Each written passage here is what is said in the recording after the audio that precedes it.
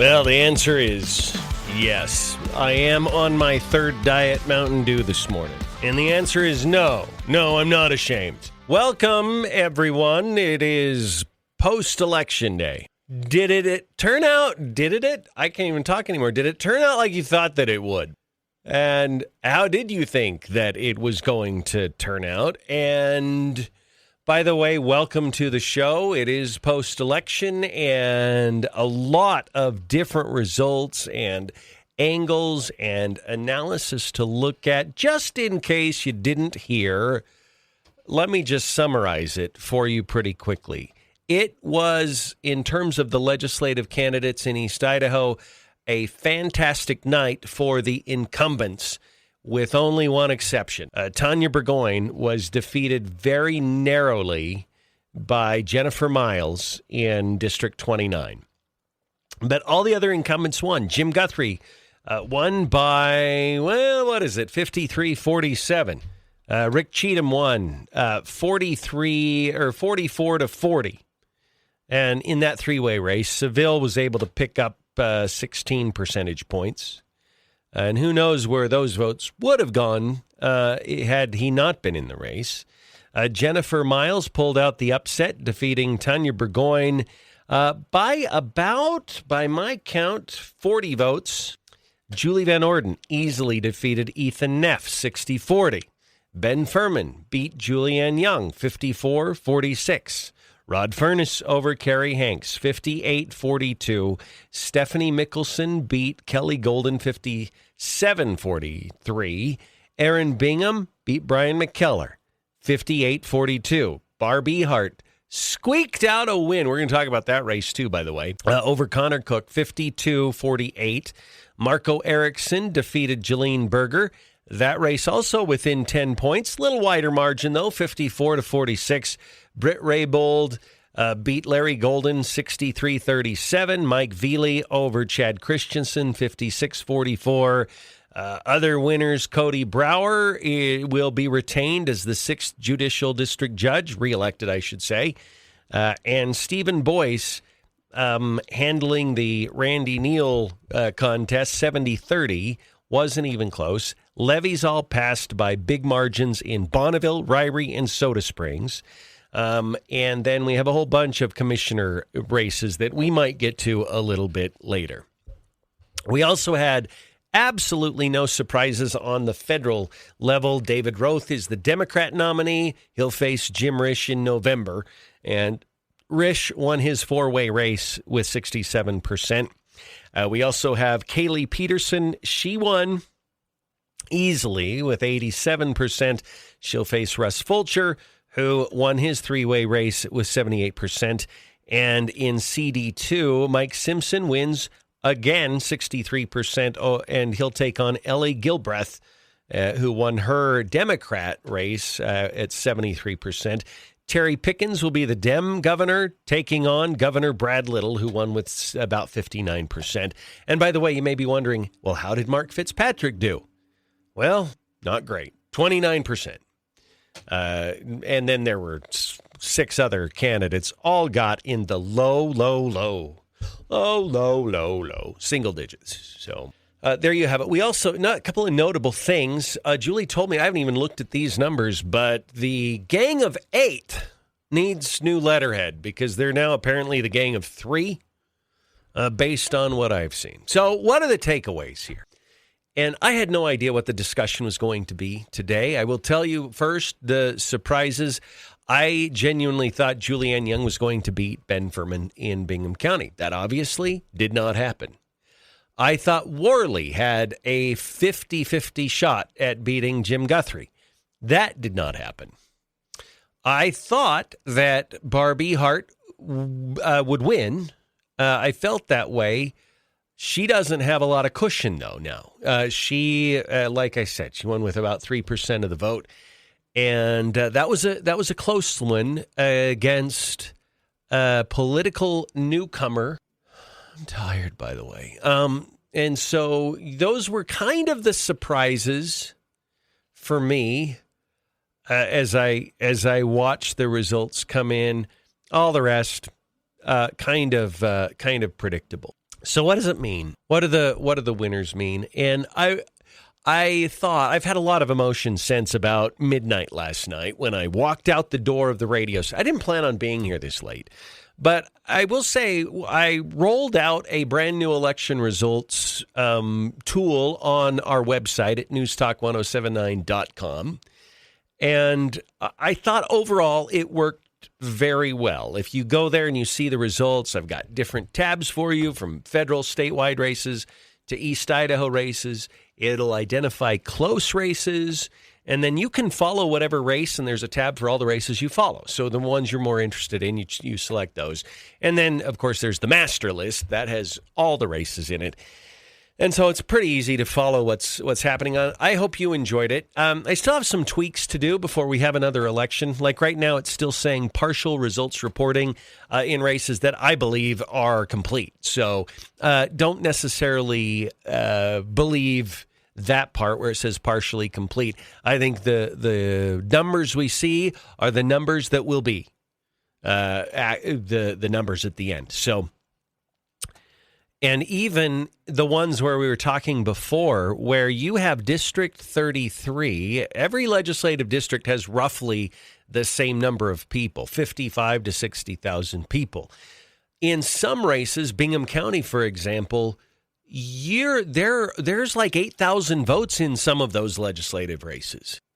But in District 33, which is pretty much, I believe, Idaho Falls proper, there's only about 5,000 votes. In fact, in Barb's race, I don't think there was quite 5. So I don't know why the turnout pattern is so much lower in the Republican primary. And maybe I just answered my own question. You may not have as many registered Republicans that are voting in Idaho Falls. So here's my takeaway, and I say this with as much respect as I can. We have talked a lot in recent, now years, about people running who aren't actually that loyal to the Republican platform and what Republicans are and what Republicans believe. But that's their pathway to win. It's working for them. In terms of sheer political victory, this is working. Now, there's one thing that grates on me as a dad, as a coworker, as a politics watcher. We all whine to some degree, and I'm okay with whining as long as there's doing. And I would say, as a conservative, I'm a conservative first, and then Republican downstream from that. Party has problems. All right, just partisanship has issues, but as a conservative, I truly believe in limited government. You have to have a pathway that works and brings results. And sometimes that means you work your conservatism at a slower pace or from a different angle, or you can't just go for Hail Mary passes for the touchdown on every play. And so you gotta, it's a long game. And I recognize that. So sometimes I may not implement what I would like as quickly and efficiently as I would like, but I want it to get implemented. So you wait a little bit. That's been my philosophy as a conservative. We have to stop whining. The truth is, the way the system is set up, you can have center-left people run as Republicans, and they have found a way to win. Bottom line, that's the reality. There's not even a lot of emotion in that. If we want a starting point on where we're at today, we have to start with reality. And the reality is that you can run in a party, center left, not be loyal to the party, not be loyal to the platform, and yet you can still win that party's nomination. You may not like it. That has nothing to do with the reality that that's the way that it is. So we have to stop just complaining that we don't like it. Now, I've had a lot of reflection since last night. And I would imagine, I don't know. I usually don't go to watch parties, and I'm not that social of a person. A lot of times I'm here at the station, and I just kind of, I like seeing the results come in. And that means I'm less inclined to, go out and be at a party. But as I see this, and I watch this come in, I will say overall I was pretty disappointed. I mean, you know where I'm at politically. It's not that I dislike people. It's that I want limited government. I want good government. I want conservatives that are both fiscal and cultural conservatives. That's what I think the Republican Party is all about. And I have watched during the course of this campaign, people writing things online, saying things on social media and publicly, twisting themselves into pretzel-like knots to explain how conservatism doesn't mean conservatism. It means all sorts of vague things that they can't identify. It means being a good neighbor. It means... No, it doesn't. That's not what it means. What it means is that you believe in limited government, that you believe in family values, that you believe in order. And I believe, and I will state this, and yes, technically it's my opinion, but I will state it definitively as though it's a fact that to be a conservative, you protect women's and girls' spaces.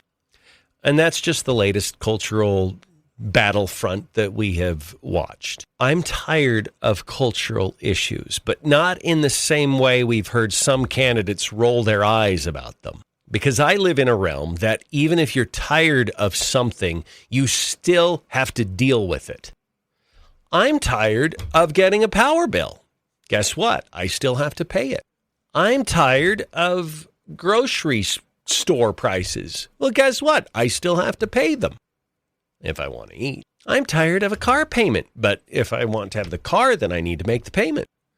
It's all kind of to do with money, I guess. But, so you might be tired of cultural issues. That doesn't mean we're not being attacked. That doesn't mean that there aren't forces out there that are trying to fundamentally change how we function in society. So the cultural issues are going to still be there, and they're still going to have to be fought. And you might want to push them away. You might think that you're just not on the right side of those issues, or you might know you're not. So you don't want to have to go back to your constituents and explain that, because that's a problematic conversation to have, why you're not on the same side as them when it comes to bathrooms and libraries and whatever else. Okay, that's part of the doing things you're tired of is part of the job. And I watch this, and I'm going to tell you something. We are operating, this is going to be hard for people to hear, and afford me a little bit of latitude. A couple of things.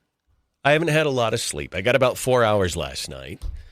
Got up a few minutes after the usual time, but I didn't get to bed till about 1 o'clock. So I'm operating on limited sleep here, and we're fresh off what for many was a kind of disappointing election. So you combine those two things, and that's probably going to fuel what I'm about to say next. There is more to our existence than water. It's important. We have to address it. There is more to our existence than tax rates. There is more to what lawmakers need to attend to than just fighting over budget issues.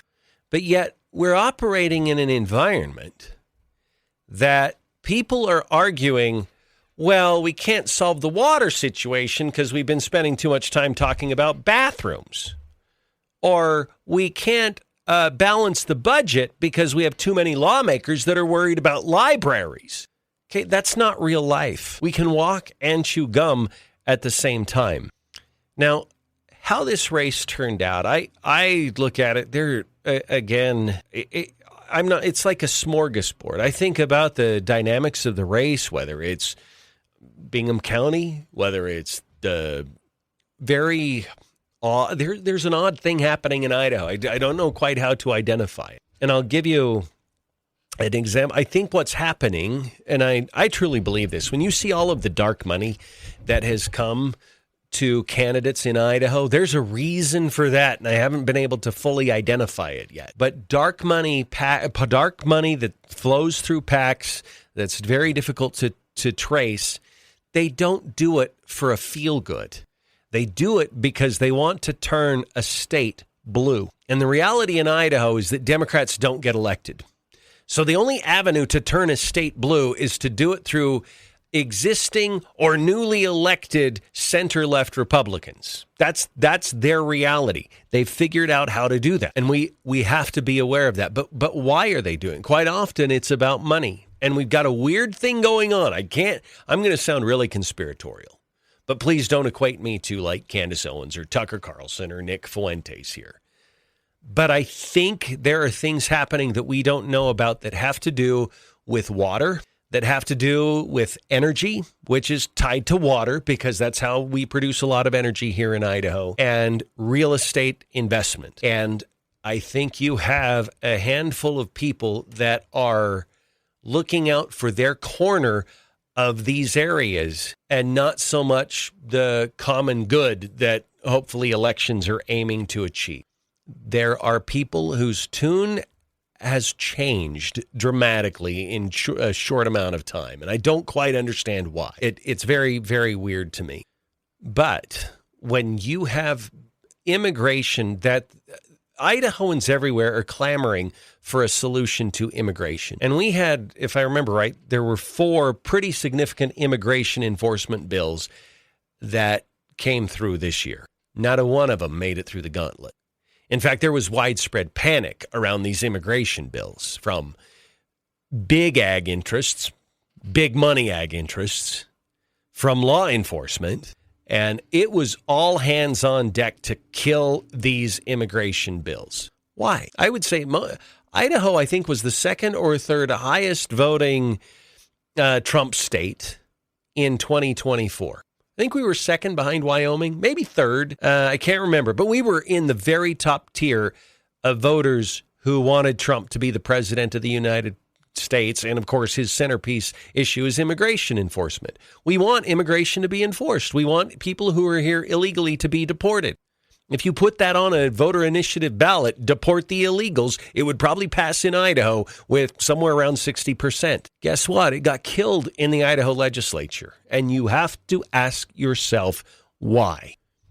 And I know why, generally, not specifically, but it's people with far more money influence than you and I have that did not want it to go through. Do you ever ask yourself why?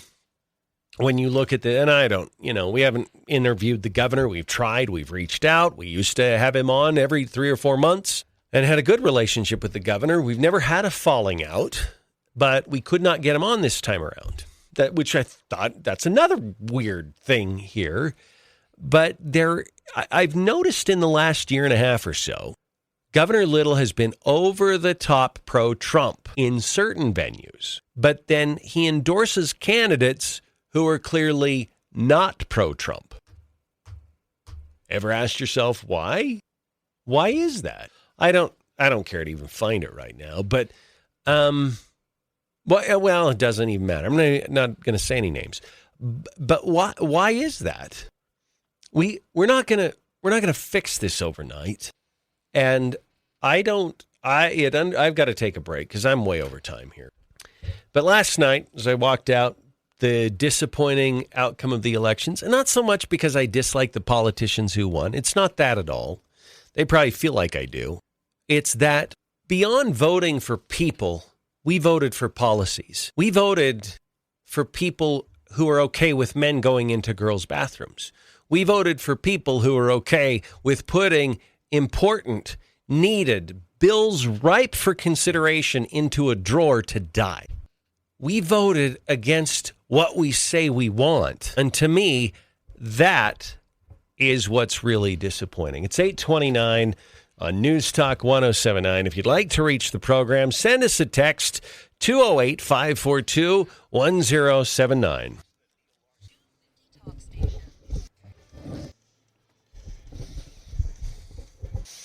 Hey, it can be headbanging and patriotic at the same time. Yes, it can. Welcome back, 8:33 on News Talk 1079. I didn't think my monologue was all that great, but I've had a couple of compliments from the... I actually thought it was really good. I was out there listening. Thank you. I totally support what they're saying. I think you just put into words what some people were probably struggling this morning to articulate. Yeah. And you're really good at that. I think this is how a lot of people have felt, that they're confused by what's going on. They have neighbors who feel the way they feel, but then all of a sudden they're demanding that all the time be spent on the budget. And how dare you talk about a bathroom bill?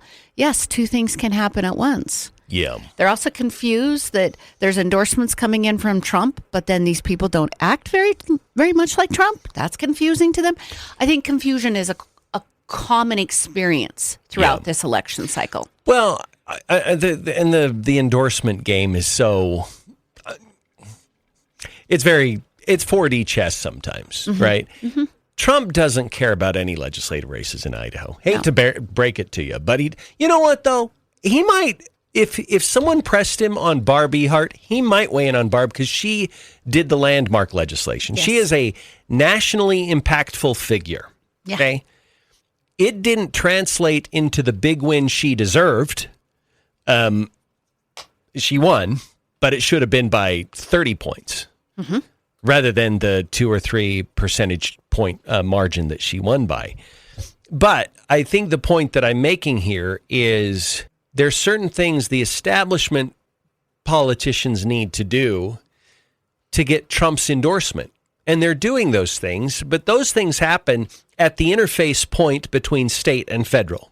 Mm-hmm. Trump's not looking downstream from that in the endorsements that are being made in local races. And so, and I don't expect him to. I mean, I think there's like 2,000 legislative districts across Idaho or across the nation. So Trump's not getting involved in those. He has no idea who most of these legislators are. So they can feel free to endorse whoever they want, which tacitly turns the state purple. I mean, it is the endorsements that the governor and lieutenant governor and Phil McGrain, even Brandon Wolf. Why did Brandon Wolf get involved? He's the state controller. I don't know. That's a weird thing. I could line up 100 people at Walmart and they couldn't tell you who the state controller is. No, they couldn't. But here he was involved in races. And Debbie Critchfield was there too. Look, these are all nice people. Mm-hmm. It's been a couple of years since I think we've had Brandon Wolf on. So I don't mean disrespect personally. Mm-hmm.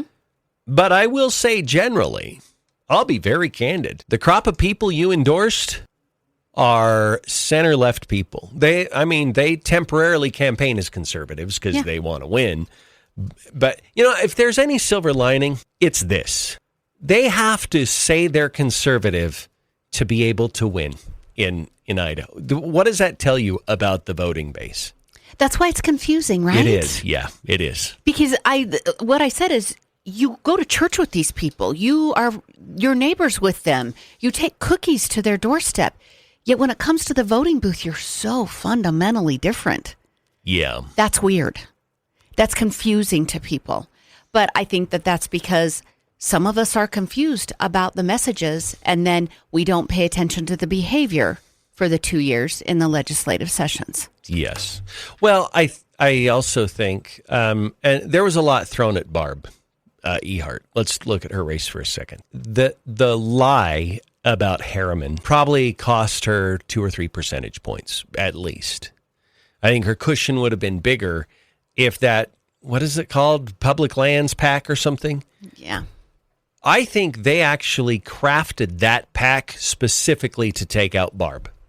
I could have completely get on board with that. And they're like, okay, we'll hit a few more candidates here so it doesn't look like it's just Barb. But I think they crafted that because they wanted to take her out, and they took lots of out-of-state dark money stuff, and they lied about it. This is why when we interviewed Barb, we did the debate with Barb, and we've talked to her before. If I had been her, I would have told the governor and the attorney general, I would have said, look, I trust your analysis here, but I'm still going to vote to make sure we protect Harriman Park because my political opponents are going to nail me with this thing. Right. And so I would have voted a different way than Barb, not because I fundamentally disagree with her on it, but because you have people out there that will take that one thing, they'll exploit it, and they'll shred you with tens of thousands of dollars. Yes. And I'll be like, look, Barb, they're going to be okay. Harriman Park is in your backyard. This is a place where people in East Idaho love to go. It's a treasure for us. we don't want anything that's going to even look like it's going to jeopardize it. Forget whether or not it does, and pay attention to whether or not it looks like it could. That's what you're going to have to do. So I would have said that to her, and I think you're still operating on a firm principle, which is you've got to stay viable if you want to represent your district. And we got down to razor thin margins there. And to expand on the confusion that is felt, here's Barb taking arrows from a pack that was created in March of this year about a vote that she made in good conscience because she had been told by state leadership Harriman Park will be okay. Yeah. So Governor Little gave her his word, Harriman Park will be okay. So she followed his lead and voted for it. And what did he do? Turned around and endorsed other people. Yeah. I don't think he didn't endorse Connor, but he was at an event that she wasn't invited to. Yeah. That's confusing to everyone. It's terrible. At the very least, she deserved an endorsement from the governor. Yes. And didn't get it. So you got to, politics is so nasty. It really is. And so I don't know.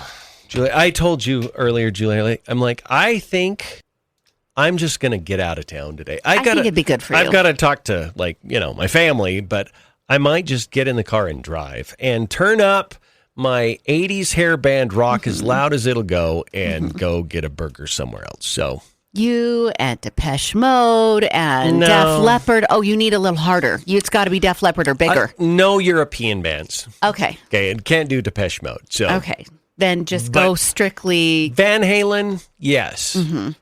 Def Leppard. Just salt and pepper it with a little bit of Quiet Riot. Wait, is Def Leppard British? Some of these. Why? By the way, speaking of that, why doesn't their British accent follow through when they sing? I don't know. I don't have an answer for you on that. I don't know. I was going to sing Animal with a British accent, but I don't know if I could pull it off on the fly. Just hold up a teacup and put your pinky out and then sing Animal. Yeah, okay.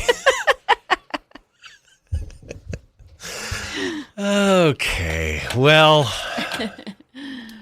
dang it.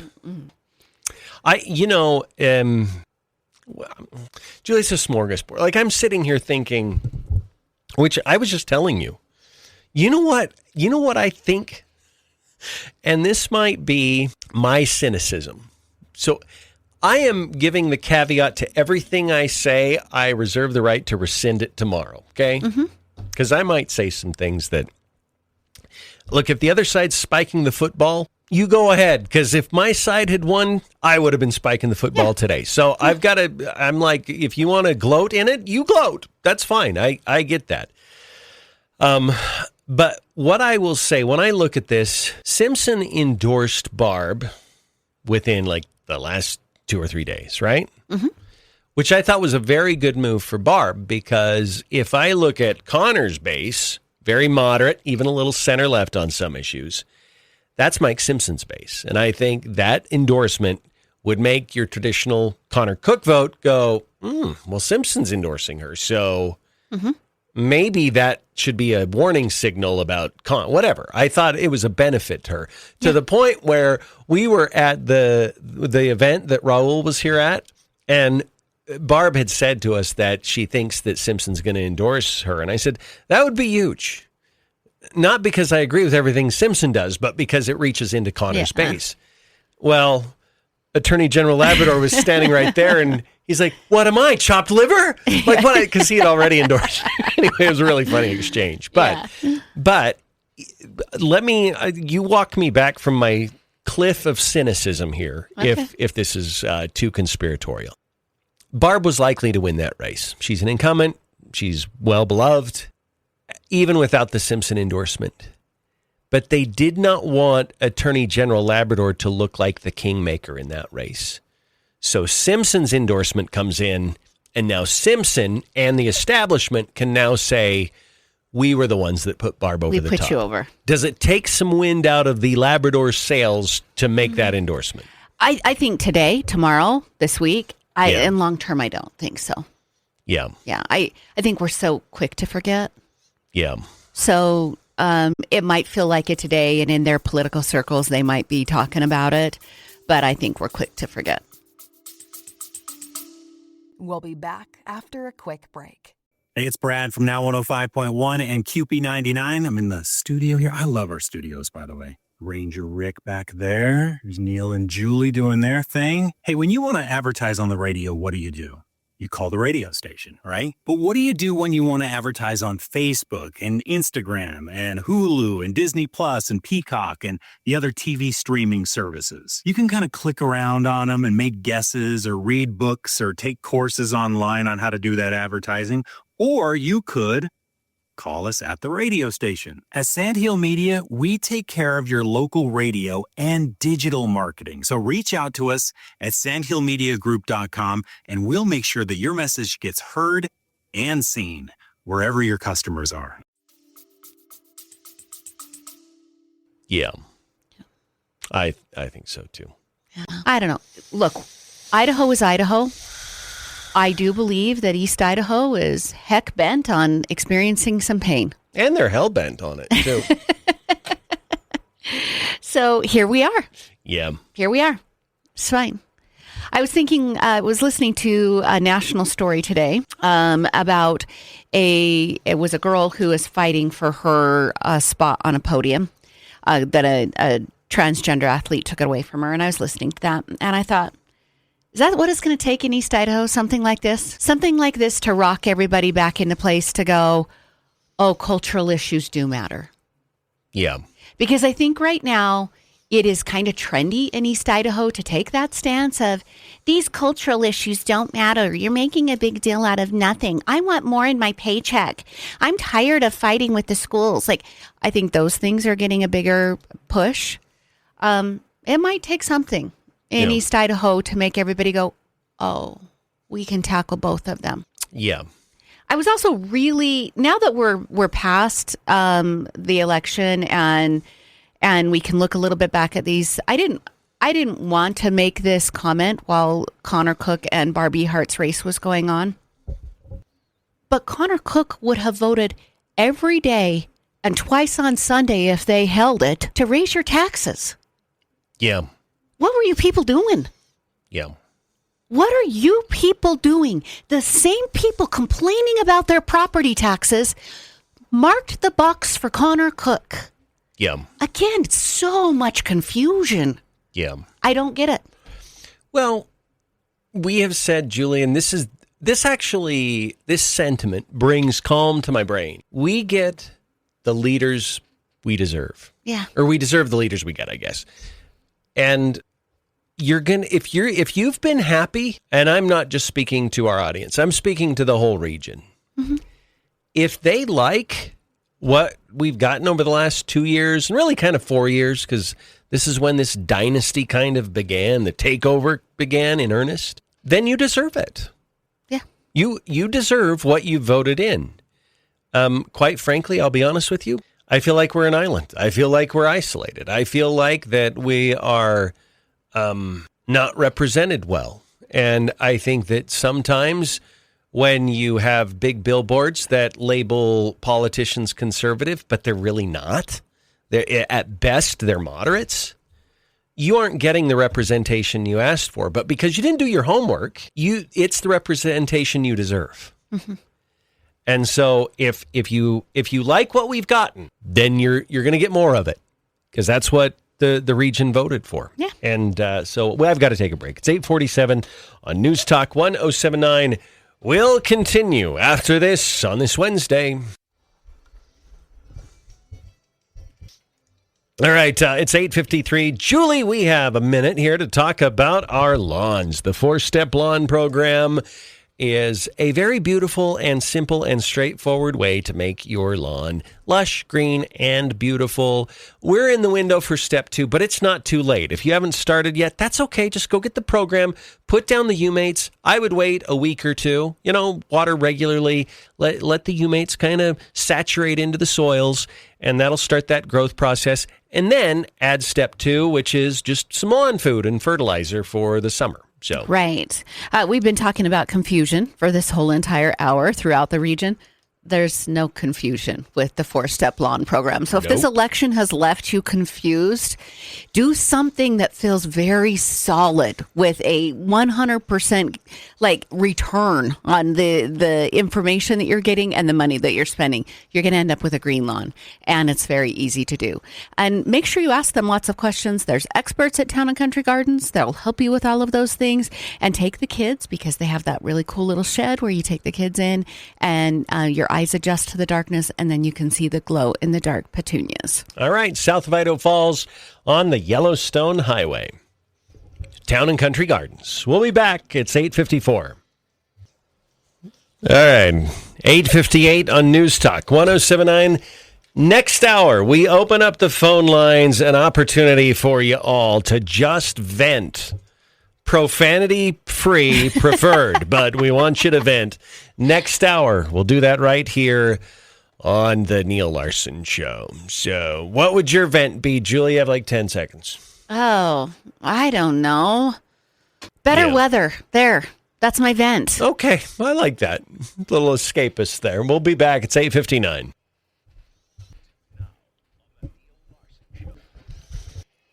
All right, welcome back. It's 9:07 News Talk 107.9. Neil Larson and Julie Mason and you. We will open up the phone lines here in just a few moments, but there's one last thought that I left unexpressed, Okay. Julie. When I look at society, especially our civic society that we live in, there's certain figures that you expect to kind of be referees, right? Like you expect them to just lead and to try to unify. Mm-hmm. I think that is diminishing significantly. Yeah, everyone's got an opinion. So when I look at this, I will tell you, and I'm not saying they can't, or there are never situations that they should or should not. But when I look right now, again, I think our case study in front of us right now is Bingham County, because that it's a county in turmoil. You have lots of feuds and vendettas and angry and raw feelings.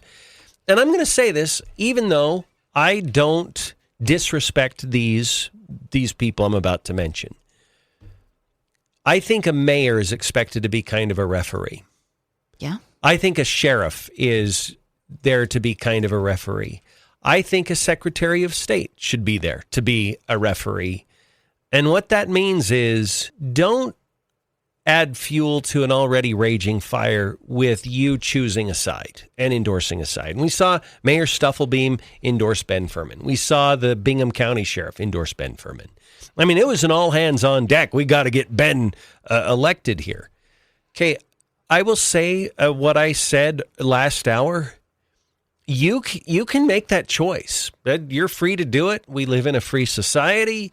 You can. You don't get to choose the consequences. But when you make that endorsement, you're actually taking a knife and you're cutting an already pretty deep divide a little bit deeper. Mm-hmm. You're taking that razor blade and you're just cutting that divide a little bit deeper in your community, whether you're the sheriff or you're the mayor. Okay? I'm not trying to deny you the option to do that. Just know when you do it, you deepen that division within your community. I wasn't happy with Secretary of State McGrain joining the other state constitutional officers in their endorsements of several East Idaho legislative races. He's the one counting the votes, and you're supposed to appear impartial. Secretary McGrain donated money to a PAC that is very, very partial. I think it was $1,500 that he gave to, is it Colson's PAC? Yes. The Empower Bonneville voters. You can. There's no law or rule against it, but I'm going to tell you, as a friend who will be very direct with you, it's a bad look, and it sows distrust among a whole bunch of people in the state, especially in those districts where you're deciding you're going to weigh in with an endorsement. People don't like it. Again, not saying you're breaking the law, not saying that even what you're doing is unethical as defined by official ethics manuals or whatever. I'm just saying that you're not healing a situation. You're not giving, you're not contributing to the trust that we need to restore in our institutions, that the vote counters are impartial and unbiased. Right. So I'm going to add a little bit to this, because I think that there are degrees by which you can do this. You can give a very vague, plain endorsement, right? Or you can put your support behind a candidate, and it can be very vague. Or you can put your support behind a candidate, or you can donate, and you can kind of do the Wolverine clause and scratch a little bit. Let me give you an example.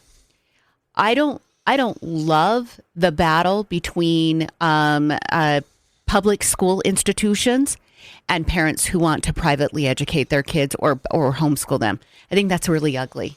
I think you're not taking care of the kid when you do that. And I've made my point clear here. But if you're a teacher and you're very, very passionate about public education and the job that you do, I love that you have pride in the work that you do. I think that's great. But when you show up at an event and you chant loudly, not $1 more, that's the Wolverine clause. Yeah. Okay. And we saw that happen. It wasn't just, I'm just going to be super bold here. In the Connor Cook Barbie Hart race, it wasn't just that he was a firefighter and his brotherhood was getting behind him.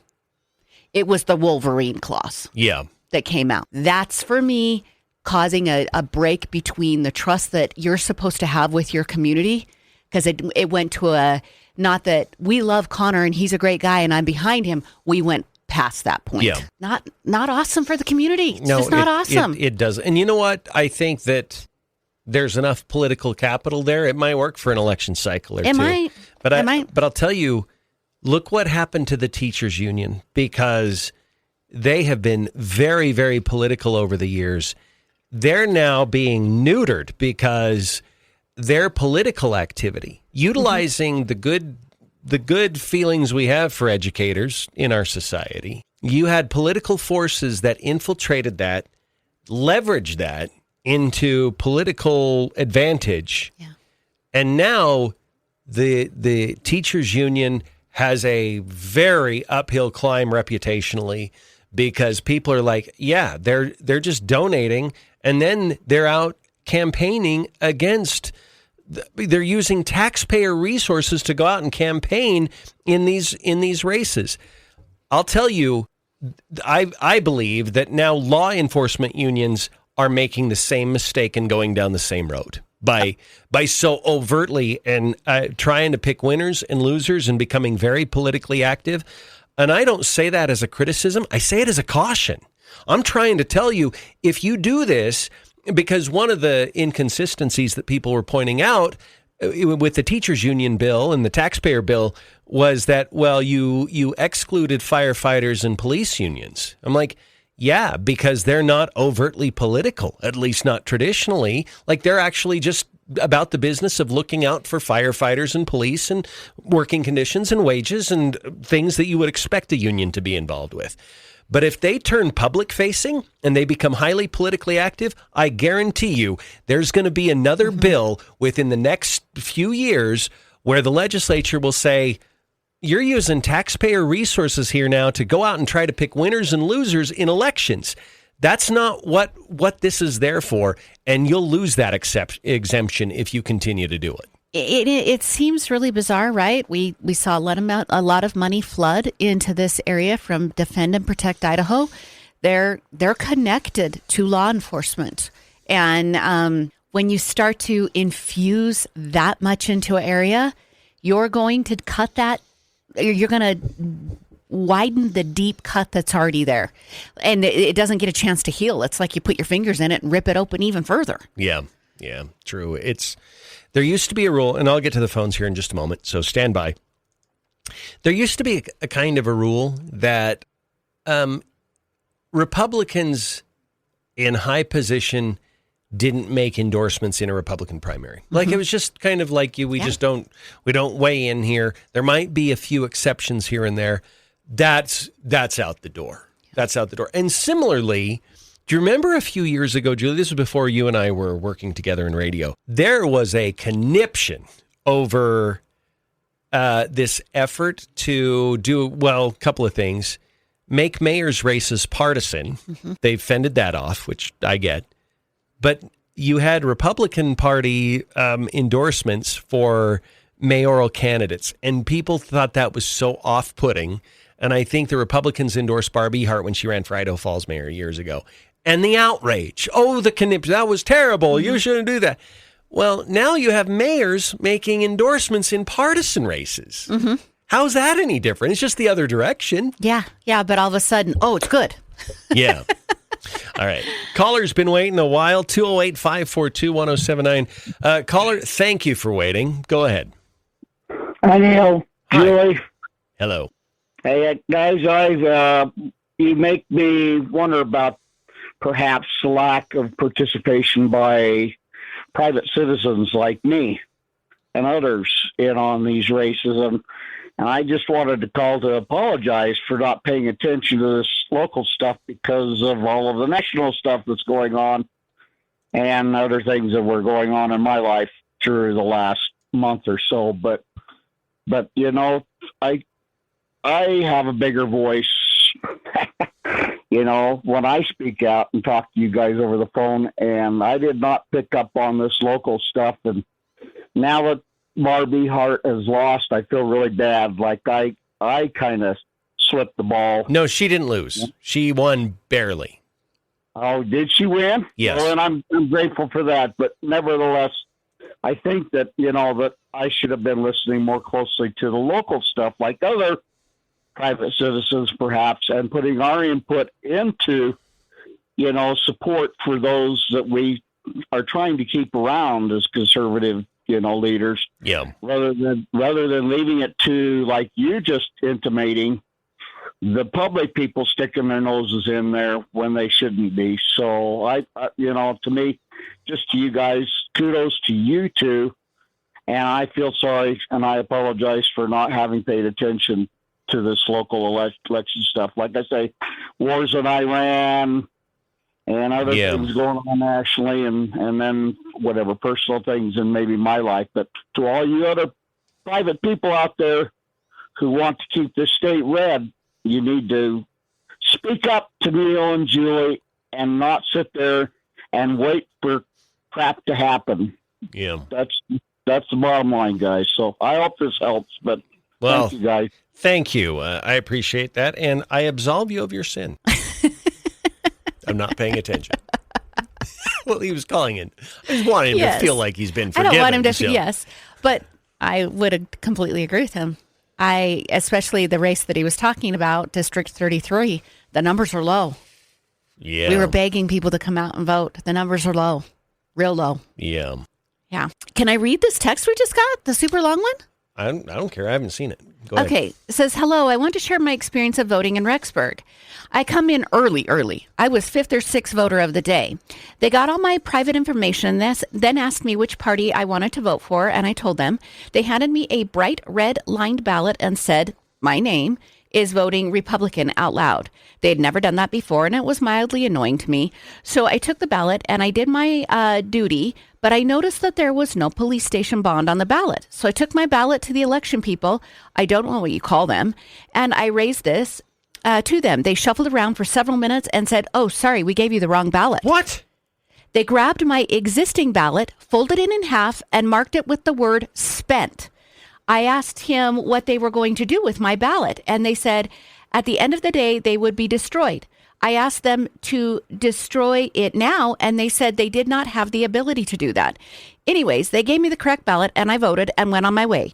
Did anybody else in Rexburg experience this? Personally, I think it was an honest mistake, but it always leaves room for suspicion. What do you think? Why can't they destroy it there? I don't know. I would think, why doesn't it go into a locked box? Yeah. Like, where did they put it? I'm not making accusations. I want to really know. Like, when a ballot is spent, where do you put it? I mean, I want to be careful. I'm not implying that there's malfeasance here, but I'd like to have all the gaps filled here. So I'm confident that that's not happening. I would love to know that. I did see a post on Facebook because I finally got back on Facebook last night. I'm sorry. I know. It was a little too early, by the way. And somebody had written that when they got their ballot as an unaffiliated, they didn't really have anything they wanted to vote for, so they tried to run their ballot through the scanner machine, and because they didn't vote for anybody, the scanner machine wouldn't take the ballot. That's another interesting question. Do you if you want to exercise your right to vote, then you get your ballot and you realize I don't want to vote for any of these people. Do you have to mark something for your ballot to then be put somewhere else, or do you just mark it as spent and have them destroy it? I don't know. So these are good questions for us to learn about the system. That whole thing about them having you pick on the screen with you a Republican or Democrat or whatever, and then they hand you a certain ballot, that was different than they have done that before. We're getting more text. Someone said they are supposed to be put in a locked box and say spoiled. And then they wrote soiled, but I think they meant spoiled. What are they using it for? Then another one said you're not supposed to announce the party. So you're not supposed to publicly say Julie Mason is voting Republican. As a communist, whatever. Yeah. So yeah. That's okay. Yeah. It was new and different, so I get why the texter has questions. Yeah. Yeah. Yeah. You know what I want to do? Not anytime soon, because I'm electioned out, but I would love to talk to a longtime election worker that knows the process from start to finish. Uh-huh. And I don't know how many people actually know that. I think there's a lot of people who work elections. They know their piece, and they do that. I would like to know and just get someone who's honest, if you had the worst integrity and you worked in an elections office, could you cheat the system? Is there a way that you could cheat and rig it so that you could get extra votes for someone you like or deny votes to someone you don't like? It's such an interesting conversation to have. Yeah, it would. Yeah. I feel really blessed because I voted in your precinct for the longest amount of time. We lived in the same precinct. Now I live in a different precinct. Both places, I've had amazing election workers.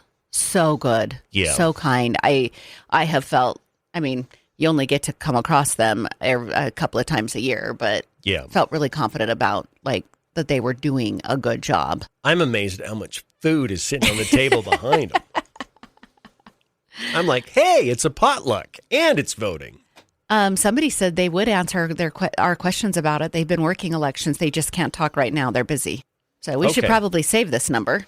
Okay, we'll write this down. We'll get a hold of you, and because I would, I'd love to have that insight to see, and not because I want to cheat. I just want to know where the vulnerabilities are in the system. Yeah, and do they exist? Because maybe they've got it really dialed in. Someone said they did the exact same thing to me in Pocatello, announced out loud that I'm voting as a Republican. Okay. I can't remember if that happened to me yesterday or not, because my answer would be, well, no, duh. I'm Neil Larson. Of course I'm going to be voting Republican. But I'm trying to remember if they announced it out loud. I was a little thrown because of the process being a little bit different, so I probably wasn't paying exact attention like I should have been. Mm-hmm. Yeah. I don't know. Yeah. Okay. 925 208 542 1079. And we'll take a break. Should we take a break? Yeah. If you'd like to call and vent profanity-free, 208 542 1079. That's funny because we've had the one call, but I feel like if I said you can call up and vent with profanities, the lines would be full. It might be. Is the profanity limitation what's keeping them from calling in? Nathan, I'm really sorry I hadn't changed the date on Facebook. It is the 20th, so you're not watching yesterday. Okay, we're getting mixed. Someone in Rigby said the same thing, but other people are saying you're not supposed to say that they're voting Republican. They're just say they're voting. Why do they have to declare it? Is that like part of the rules? Like when you put your ballot in and you state your name and your address or zip, I don't remember what it was. And they're like, Neil Larson has voted. Like, is that a requirement? Or is I that have no just... idea because they do that. But you know what? They didn't say that to me this time. They didn't? So it was at a bank in their conference room. Yeah. That's my new polling location. And they said they believe this is going to stay stable because I've been to 3 different places in the last little bit. We've been bounced everywhere. And apparently we're supposed to stay stable in this one. They were answering that question to somebody else and I just overheard it. But the guy was on the other side who took my ballot and he just said, go ahead and run it through the machine. And I handed him the folder and he said, thank you for voting or something like that, and gave me my little sticker, which the stickers look different this time. But yeah, that was it. They didn't say, Julie Mason has voted, which they wouldn't say anyway. Well, true. You know what? Even MAGA is now in turmoil over Trump taking out Massey. Oh my gosh. There is a concept of too much information. Yeah. And we have to be really careful. I mean, we haven't even talked about this, but Tucker Carlson took a gigantic L over the last 2 weeks. Mm-hmm. He has fought against Trump on all of these people we've mentioned, Georgia, Louisiana, Kentucky. He has fought against Trump's picks, and he's losing. Yeah. And when do we stop doing this and start working together so that we don't destroy the country? Yeah. In terms of just sheer scorekeeping, our saving grace is the left is doing it worse than we are. Yeah. So. Okay.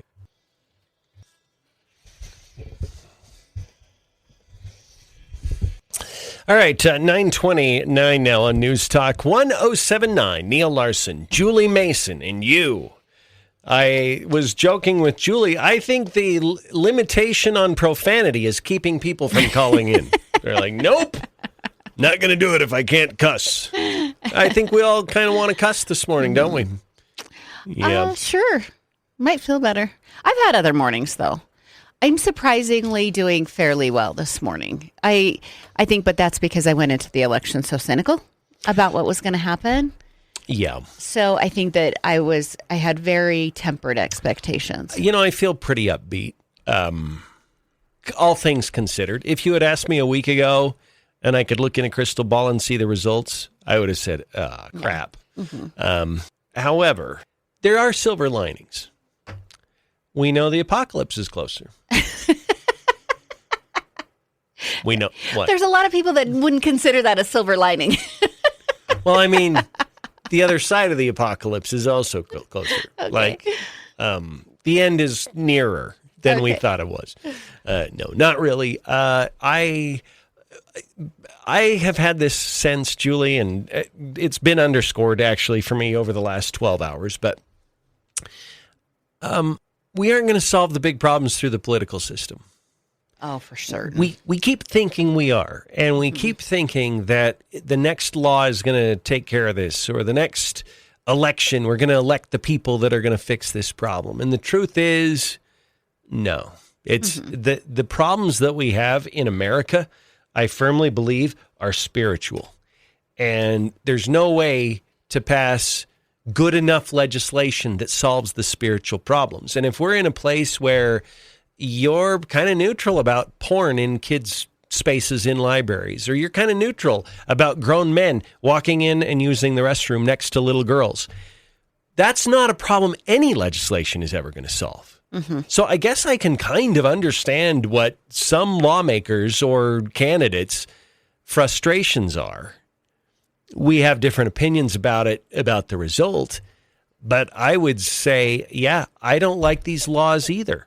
But what I really don't like is that we have the conditions in society now that is requiring us to look at these laws.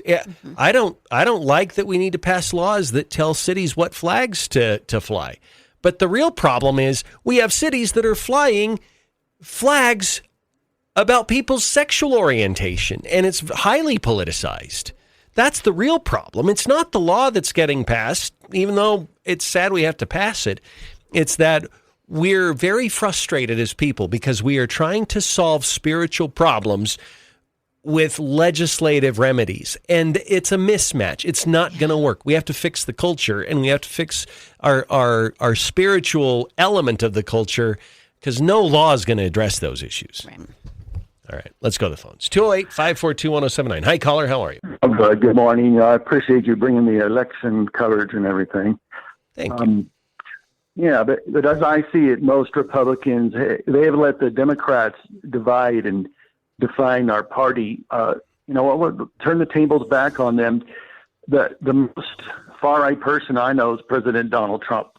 Own it, meaning to simply mean he's a common-sense Republican. Middle ground, to me, is left a long time ago. And, far-left Democrats, radical, whatever you call them, they're just simply Democrats. And to me, they can't win unless they lie, they cheat. And to me, it's not a matter of complaining, but Democrats should have never been allowed to register to vote in a Republican primary in the first place, just to tilt the scales.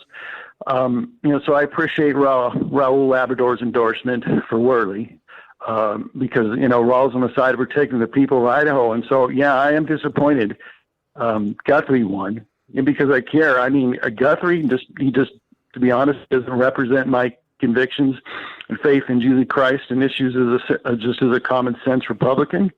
So I would just love to ask Governor Little or Phil McGrain how they could, with good conscience, endorse Jim Guthrie, who wanted the driver's license for the illegals, and, the radical Democrat vote, he voted along with them for the whole transgender whatever you call it, dismemberment without the parents' knowledge, but he couldn't endorse Guthrie's opponent, a highly decorated veteran in the armed forces. So, America First supporter. So, and he opposes all the radical stuff. And I don't understand that, but I'm a teenager in school. But even if I didn't, I would still vote for someone who wants to protect other parents and their children and pass the agenda that we, the people, voted for. Yeah. Well, thank you for the call. I appreciate that. I think, and this is a complicated discussion to have, because that particular endorsement, where there was a 5-alarm fire around making sure Jim Guthrie got reelected. Yeah. Think about the money that was spent in favor of him and opposed to his opponent. There was some going the other way too, but it not even close when you look at the actual comparison of dollars. The protection of Jim Guthrie, you have to understand, was not about how he votes, where he stands on political issues, all of those things. My working theory, and this is conspiratorial, call it if you want, it's they need Jim Guthrie in place to kill the things that will be politically problematic to Governor Brad Little. Yep. That, I believe, is probably the Occam's razor in all of this. And so they'll look the other way on the cultural votes. They'll look the other way on him attending an abortion dinner and taking money. They'll look the other way on that. They need him as an asset for the political protection of the governor.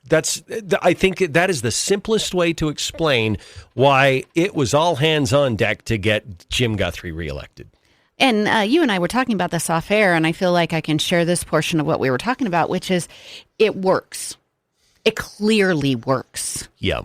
Senator Guthrie and Governor Little are probably going to age out of politics at near the same time. If the person that they were trying to get to put bills in drawers was 40, this wouldn't be as effective. There's all of these different parts of this that make it work. And so they're going to protect it. Yeah. And this is the reality of politics in Idaho. And I feel bad that East Idaho is participating in this portion of it. Yeah, it is. It's rare. It's very tough to watch. 208-542-1079. Let's go to the next caller. Welcome, caller. How are you? Good, thank you. I was wondering how close the Barbara Hart race actually was, and if you have any preliminary figures on the number of people that actually voted. We can actually tell you exactly. It was about 3 percentage points, and I can tell you almost, let's see, that's 46, 47, 4,800 people voted in that race between the two. So, that's low. That's anemic, yeah. Yeah. What about overall voter turnout?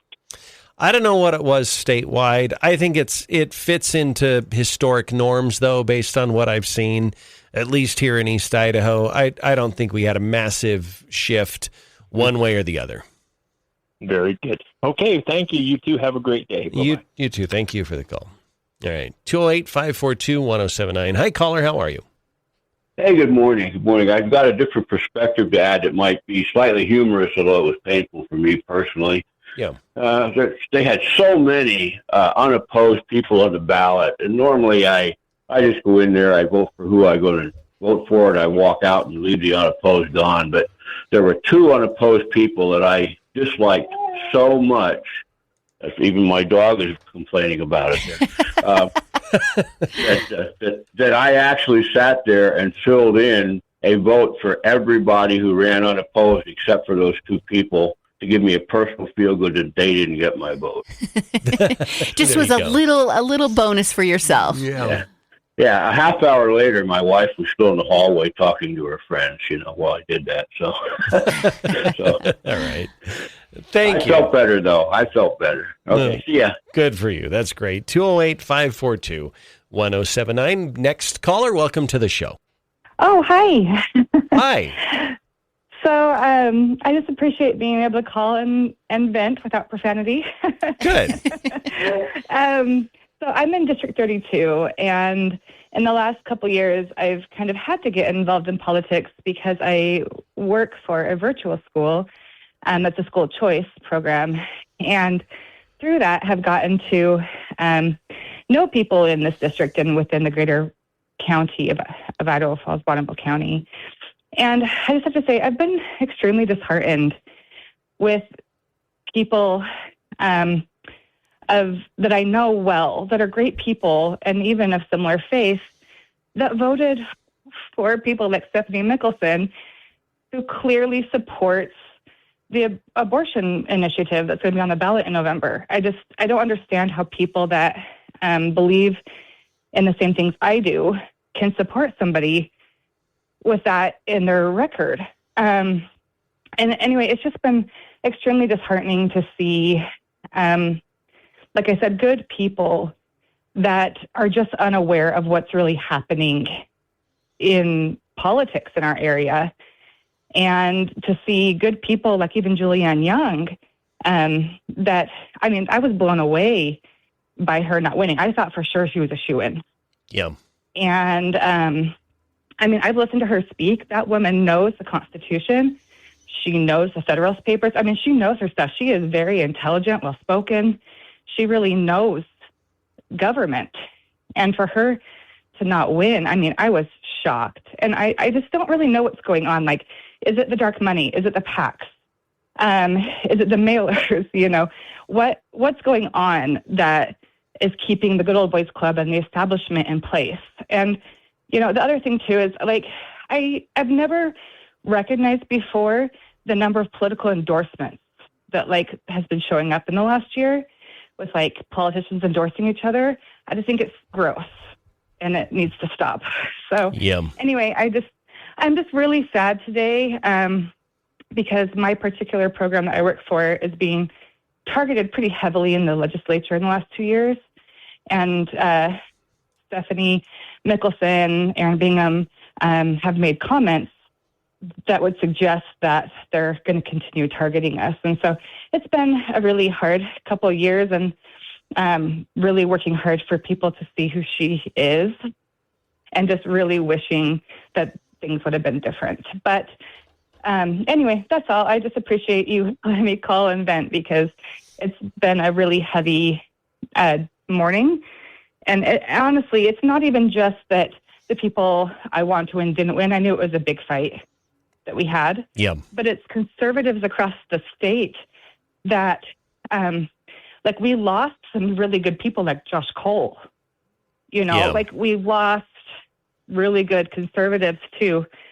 So anyway, I'm sad, but we can't stop the fight. So thank you for the call. I think a lot of people share the frustration we can hear in your tone. So appreciate the call. Let's go to our next caller. Profanity-free venting today. Caller, go ahead. I'm Jefferson County. We got the Three Stooges back in and tampon furnace and all that. So it's pretty sad. I think looking at the ballot, I went over to the county and got a copy of the election results and everything, and I think our only person that won was Labrador for us, me and my wife. So me and my wife, we are hard-pressed on every side, but not crushed. We're perplexed, but not in despair. Prosecuted, but not abandoned. Struck down, but not destroyed. Corinthians 4:8-9. So that's how we're feeling today. So Okay. Well, thank you. And we got a scriptural lesson too. Yeah. You know, if you're going to turn somewhere, that's a really great place to turn. That is true. That is true. Let's go to our next caller. Love to hear your vent today. Caller, go ahead. So, this is me, right? Am I on the air? You're on the air. Yep. Yes. I'm a little disappointed in the election, but I was listening to you guys yesterday, and you had made a comment if you had lost any friends over the election, over politics. I've got a lot of liberal friends, and the friends that I have lost are 45, 50 years old and up that are really set in their ways. And when they said, I don't want anything to do with you because you're a Trump hedge guy, and I was like, I agree with some of Trump's policies, and I disagree with some of them. You know, that's the beauty of this country. But I've got other friends, one who is half Mexican and half white. And during the whole Black Lives Matter movement, he was very liberal, but people started coming after him when he said, white lives matter too, because he's half white. And they said, well, you just need to dump that, embrace your whole Hispanic side. He's like, well, that's not how it works. And it kind of opened his eyes that these guys are they're a little nuts because they just want to get rid of everyone else that doesn't fit their narrative. And another friend of mine who is half black and half Hispanic lives in the Seattle area.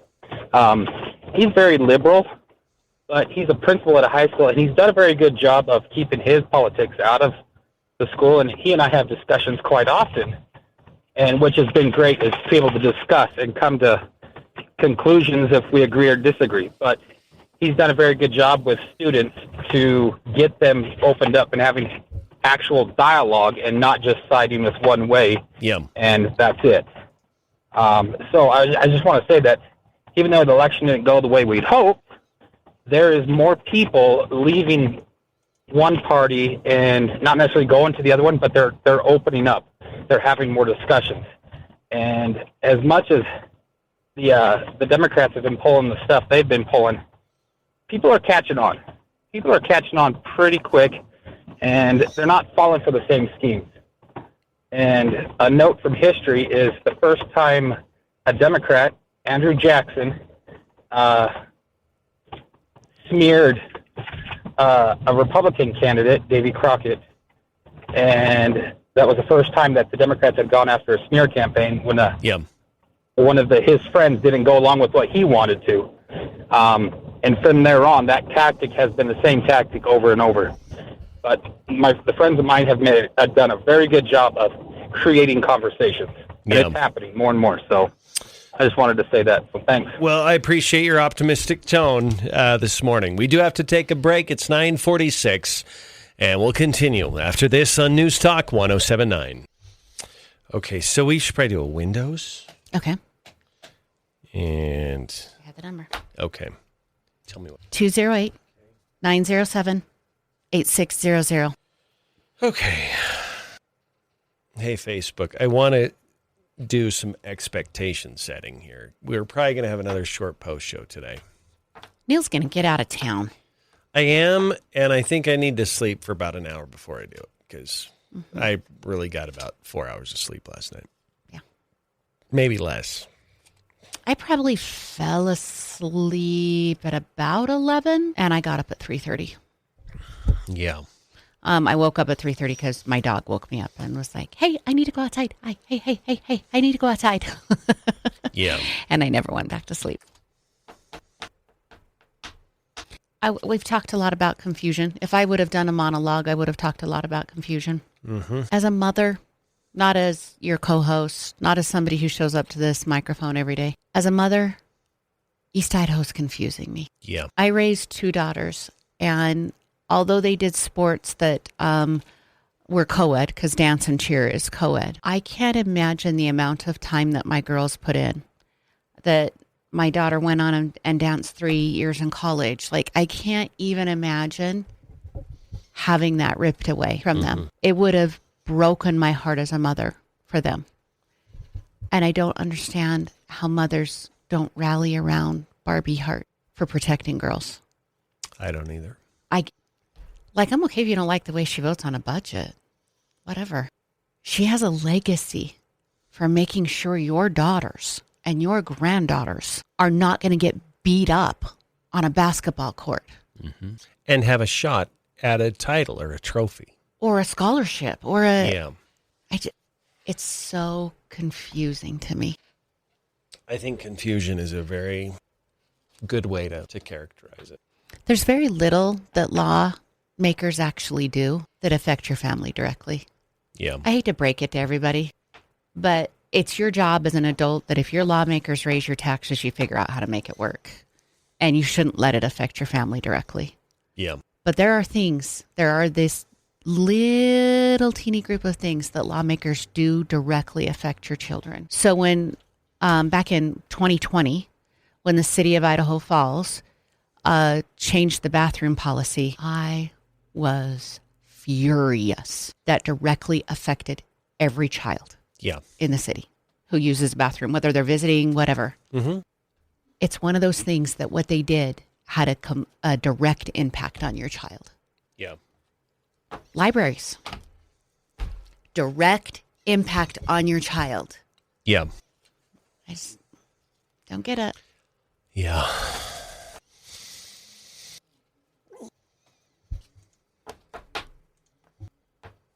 Ian, Jaron, answer a question for me. He says he lives in the Magic Valley. We lost all our true conservative legislators, Cole, Levitt, Zuiderveld, and that they had big money behind them. Jaron, those people who replaced them, are they wealthy people, or were their campaigns infused with wealth? All right, 9:51 on News Talk 107.9. Neil Larson along with Julie Mason. And if you want beautiful windows, long-lasting windows, energy-efficient windows, windows that keep the cold and the heat out or in, and you also the noise as well, then it's Advanced Windows Products, Julie. They have great guarantee, great service, and just overall a great product. Yeah, you're going to get fantastic customer service. We've talked a ton about the quality. One of the most interesting things about Advanced Window Products is the windows are made here regionally, and there's damage that's done to windows that you can't see when they're made in, say, the South, and then they are transferred on a big truck to your home here in East Idaho. There's going to be internal damage to those windows you can't see. So the quality is part of what you can't see is happening is that it's a regional company. They're made here. The customer service stays here, and they're going to follow you all the way through the process from beginning to end. And they do have a lifetime warranty. Okay. Give them a call today, 208-907-8600. That's 208-907-8600. And we have a couple of vent calls standing by. Let's go. I'm going to ask you to make it pretty brief because we don't have much time left this hour. But caller, go ahead. You want to vent really quick? Oh, not vent so much as ask the question is, why do you think the E-Hart race was so close? I know there's the Harriman State Park thing, but is there anything else that you could put your finger on? I do. I actually said this to Julie this morning. And this is, in my mind, it's a dirty trick. I think Kevin Cook, who was unopposed, putting up his big signs everywhere and getting the Cook name out as much as possible, probably added some percentage points to Connor that were unearned. And then I'll give my 2 cents. I think that the people in that district didn't do their job and get out to vote. It was pretty anemic numbers. So I think there's a whole bunch of little things. What Neil said, the anemic numbers, the public lands thing, all of those were micro wounds on Representative E-Hart. Okay, fair enough. Yep. Thank you. Thank you for the call. 208-542-1079. Let's go to the next caller. Caller, go ahead. Hi, is that me? It's you, yes. Perfect. Hi, Neil and Julie. Thanks for hosting this. Oh, you bet. So I really appreciate just you letting us vent, just because my heart is kind of heavy today and my mind is kind of spinning out of control. We saw that purple wave hit Idaho pretty hard, and we lost some great legislators and some candidates that were willing to run. I know that there is that bright spot with Barbie Hart, Christy Zitto, and Scott Herndon. But it's going to be an uphill battle for, like, specifically my cause. And I guess the quote that's kind of been running through my mind lately has been that freedom is never more than one generation away from extinction. And I almost want to change that because I'm starting to believe that freedom is never more than one election cycle away from extinction. So I know today is going to be a rough day, but I know that there's a lot of us that are kind of willing to kind of fight that good fight. And I hope that we can kind of come out of the woodwork and try to change this in a couple of years. Okay, thank you for the call. 208. Great call. Yeah, that was a great call. Let's go to the next caller. Caller, you have about maybe a minute. Go ahead. Hello, I'm on. Yeah, but I need you to be Awesome. quick if you can. Yep. It looks like in the last 4 days, $450,000 got put into Bonneville County. A big challenge. We need to get our electorate much more informed that this is going to happen. Thanks, Neil and Julie, for all you do. All right. Thank you for that. We're going to break. We'll come back. We'll wrap it up after this on News Talk 107.9. Hey, guys. How are you? Oh, someone texted me 23% statewide. So, yeah, it's right in there. Yeah. I think statewide it was okay. I think when you just compare the districts, I just don't understand how we don't get more people out. It couldn't be easier in a place like District 33 to get to your polling place. It's a very compact district. Yeah. Very compact. Most people could walk to their polling place. I could walk to my polling place. You could walk to your polling place. Mm-hmm. Like there's no legitimate reasons. None. No, none at all. Let's do a quick, well, no, we don't have time. We'll make it up. I'll be a little fastidious because I probably need to do a timberline, so I'll make sure we get those in tomorrow. Okay. And we're back on News Talk 107.9, and for some reason, Julie? Aw, there it is. There it was. There it was. It didn't play. That one didn't work. It's all right. Nothing seems to be working. It's a day of confusion. Not the people who support the marijuana initiative. Mm-hmm. That's a joke. By the way, that's our next big battle. It's our next big battle. After the results, are you a little worried about those initiatives in Idaho? Oh, I was cynical about them before. Yeah. Yep. Yeah, we got a battle ahead of us. So, Yep. All right. Thank you, everyone. Julie and I will be back tomorrow on News Talk 107.9. Clay and Buck are up next.